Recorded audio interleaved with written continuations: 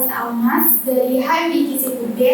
Nah, di sini kita ini lagi ngulik-ngulik seputar kreatif agensi bersama narasumber kita yang top banget, Mas siapa? Top banget ya? Iya. Oli kita ya, top banget. Perkenalkan, jadi tadi sudah perkenalkan. Perkenalkan, nama saya Ucil, Yusril, cuman biasa dipanggil Ucil. Aku dari Polasirka. Mas Ucil, kita tanya-tanya seputar kreatif agensinya Polasirka. Boleh ya? Kreatif agensi buat studio. Di sini boleh banget dikasih kita ya biar tahu apa sih Polasirka. Sebenarnya Polasirka salah satu studio di Kota Malang yang memang geraknya di berbagai hal bentuknya kreatif bisnis seperti itu. Apa aja? Sosial media, branding, logo, terus kemarin kita juga menjamah ke mapping, ke ruangan mapping, studio mapping. Terus apa sih yang bikin kayak bedanya Polasirka ini gitu? Apa yang beda dari Polasirka? Aku nggak ngerti apa yang beda dari Polasirka. Maksudnya apa yang beda. Cuman mungkin apa yang beda dari Polasirka adalah gimana kita nge-treat customer, gimana kita nge-treat klien kayak gitu. Mungkin sama yang dilakuin, cuman aku selalu ada sentuhan temen, sama seperti namanya Sirka, kita masukin ke dalam satu circle kita kayak gitu. Terus gimana kalau misalnya dalam menghadapi klien gitu kan pasti kan perlu sumber daya manusia dalam Polasirka sendiri itu tuh biar berkembang gitu gimana cara? Ngadepin klien, nah ini nih, klien itu sifatnya beda-beda. Ada yang kliennya, ya kita buka aja ya. Klien rese itu banyak banget klien rese. Cuman gimana kita nge-treatnya adalah apa kebutuhannya dia.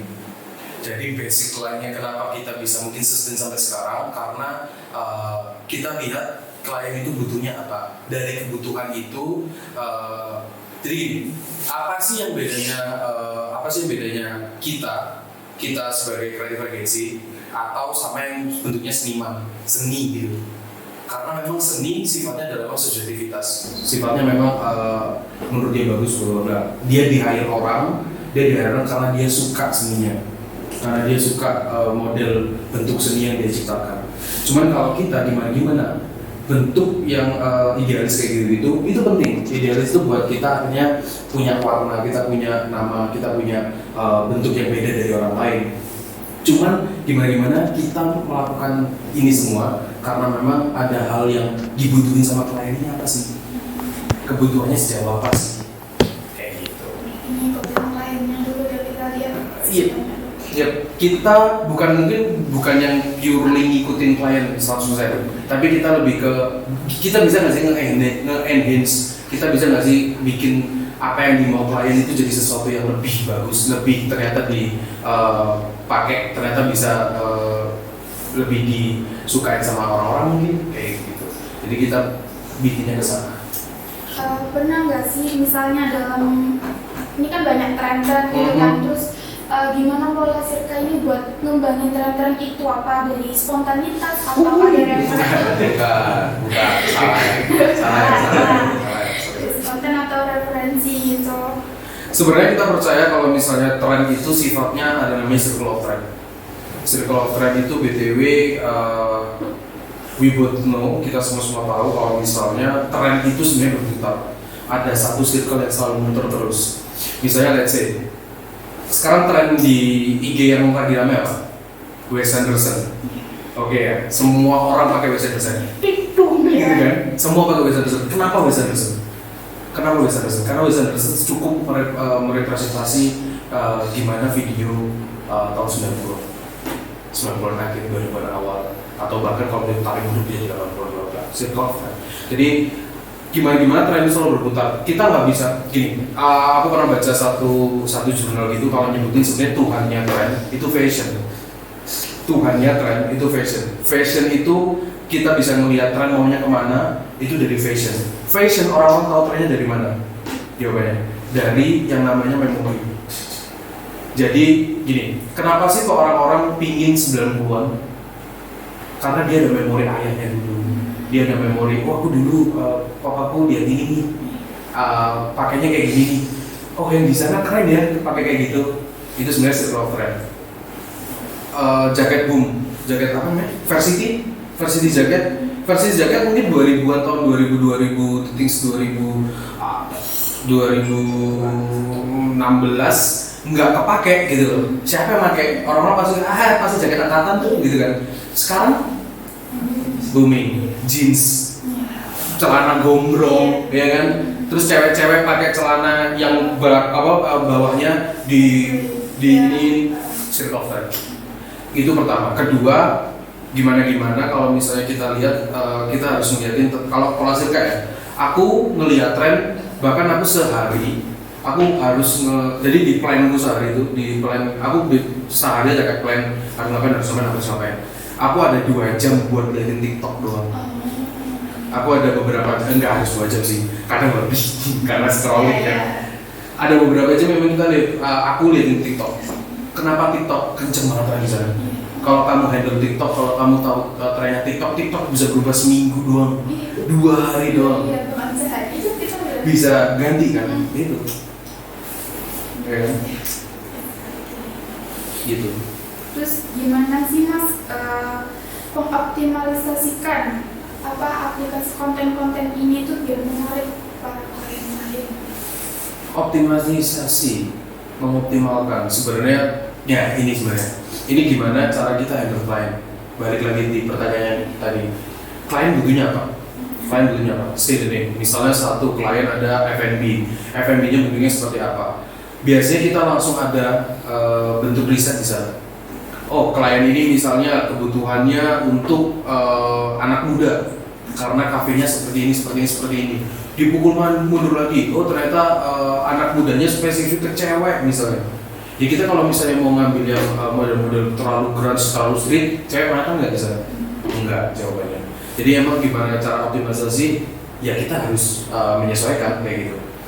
Apapun yang aku tadi lihat di tren di TikTok bisa dipakai, bisa. Cuman apakah semua bisa dipakai? Enggak. Ya emang harus ada yang dicomot, ini cocok, ini enggak, ini cocok, ini enggak gitu. Soalnya ini klien-kliennya ini berdominan dari yang gimana? Kliennya hampir semua, enggak hampir semua, maksudnya kayak 70. Pokok mayoritas klien kita hampir kebanyakan sifatnya anak muda. Sifatnya ngajarin anak muda. Kenapa anak muda? Kebanyakan unit bisnis di Malang. Kita bisa tahu sendiri Malang perputaran youth-nya anak mudanya kenceng banget. Kenapa kenceng banget? Mungkin cuma di Malang doang yang universitas gede-gede itu di satu tempat tuh, ya kan? Jadi kita benar-benar bisa memetain kayak kenapa sih kok kita kerja di Malang, ada daerah namanya Suhat kan? Kenapa sih di Suhat rame? Ya karena emang dekat gitu. Jawabannya itu. Kenapa sih kalau misalnya di Jogja, di Surabaya, kenapa kalau misalnya ada satu tempat ramenya cuma di sana aja tuh? Ya mungkin karena emang anak mudanya di sana. Anak muda adalah salah satu target pasar yang paling makan apa yang kita makan gitu. Konsumnya tinggi banget. Nah itu makanya yang kebanyakan ngejar anak muda. Kemarin aku handle 2 skincare things. Jadi kalau kamu tanya skincare aku kayaknya aku tahu banget nih. Flat leaf, tangan benang bola, aku tahu. Ya karena aku handle itu. Tapi kalau misalnya dipukul mundur, even semua, aku ngomong sorry ya, mungkin cowok ada yang pakai gitu. Cuman aku bilang mayoritas cewek mau ngambil produknya gimana? Kenapa sih kok scientific sekarang lagi rame?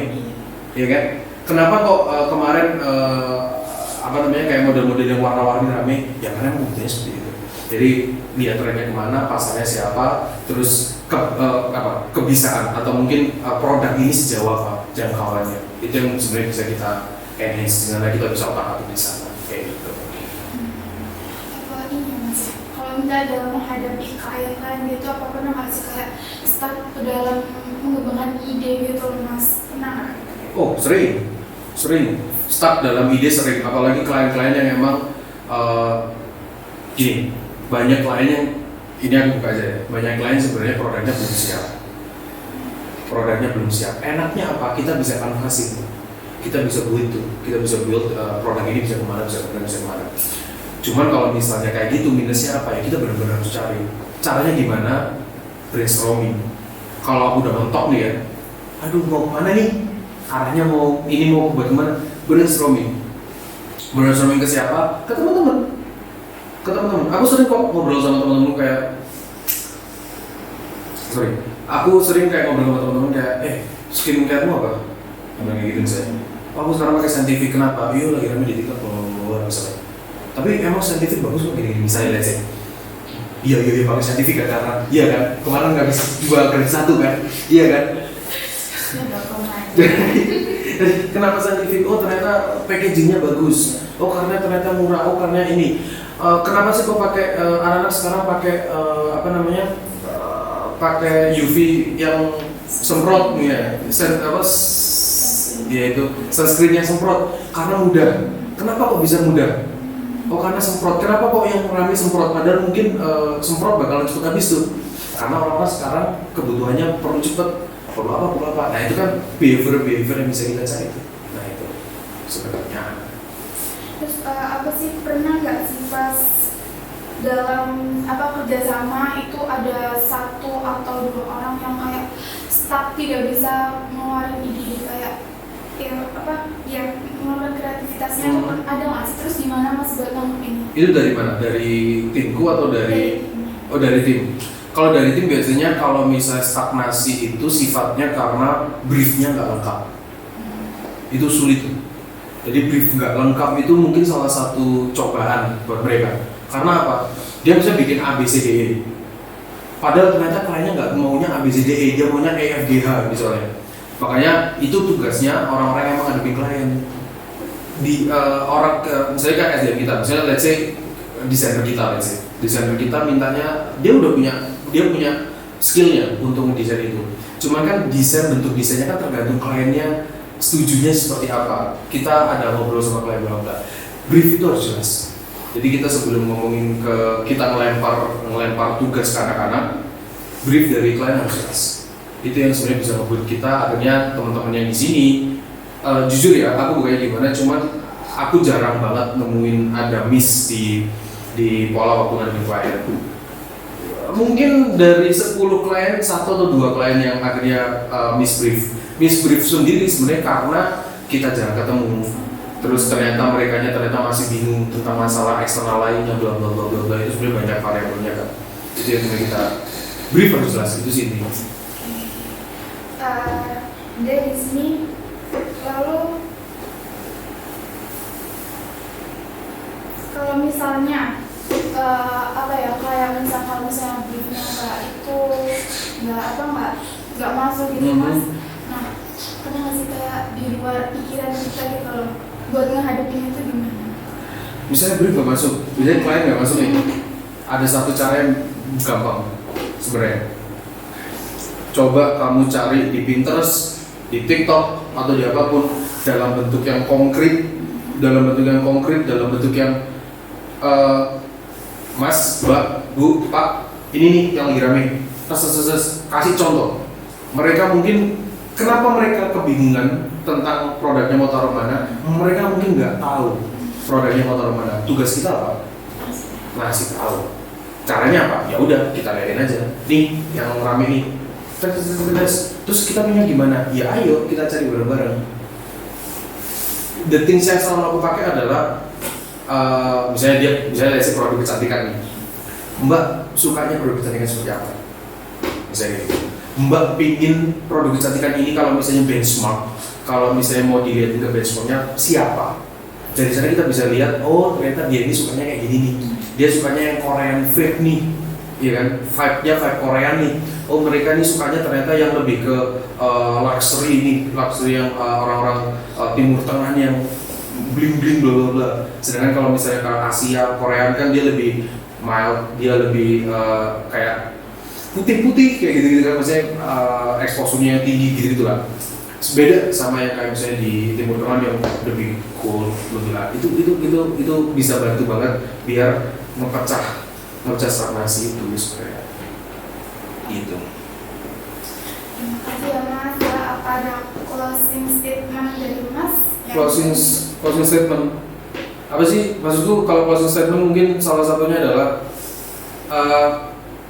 TikTok things Instagram things kadang nggak bikin apa-apa, nggak bisa jadi apa-apa. Cuman justru kalau misalnya di sana itu bisa jadi ladang diri kita. Jadi ya kamu brief ya, maksudnya kayak benar-benar ya pakai itu sebagai emang kamu pakai apa. Tapi kalau misalnya ternyata pengen pakainya buat seneng-seneng ya silakan. Cuman kalau kebutuhan kita kan gitu. Oke, berarti sosial media di sini kalau dimanfaatin dengan baik itu mungkin bisa jadi ladang kita mencari. Pasti gitu. Oke, terima kasih buat Mas Ucil. Ucil boleh, Yusril boleh. Apa waktunya, Yes, sama. tips-tipsnya tadi jangan lupa buat diingat-ingat ya. Apalagi klien-klien itu kalau misalnya stuck gitu ya, ini nanti Mas Ucil bisa bantu. Klien-klien itu juga manusia. Iya. Ya kan, jadi kalau kamu nge-handle dia sebagai kayak kamu mau di-handle, pasti bisa jadi teman, bisa jadi enak. Aman. Pentingnya kerjasama. So, Terima kasih buat Mas Ucil. yes, thank you. Oke, dan see you. Bye, thank you.